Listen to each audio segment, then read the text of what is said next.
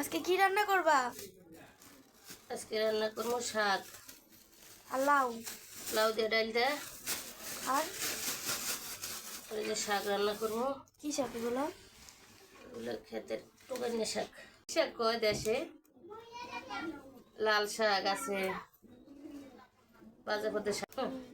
তুমি তো কইলে চিনবা না, তুমি তার এই সমস্ত শাক দেখোই না, চিনবা কেমনে কও? এখানে ডাল রান্না করতেছে। ডাল হয়ে গেছে আম্মু? হ্যাঁ, বেশি লাউ দিম না, অল্প একটু দিম। কাঁচামরিচ।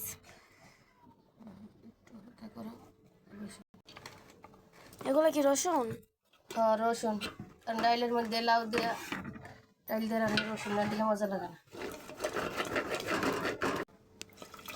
টমাটো দিলাম, একটু হলুদ দিব। বেশি হলুদ দিলে লাউ ভালো লাগে না। লাউ যত সাদা রাখবা অতই সুন্দর দেখে।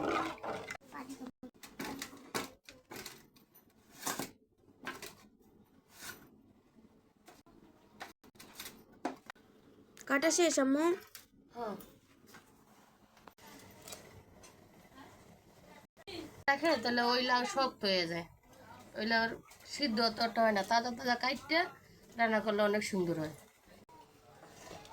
রান্না শেষ? শাকটা হইলি শেষ।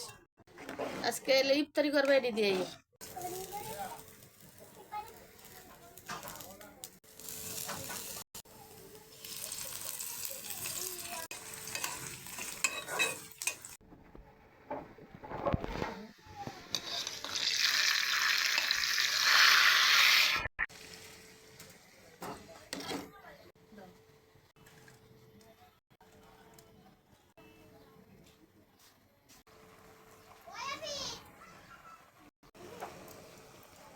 শাক তো এরকম লাগে মনে হয় দেশে দেশে।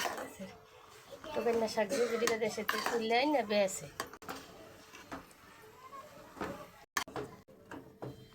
এখন কি শাক বাগার দিবা আম্মু? আবার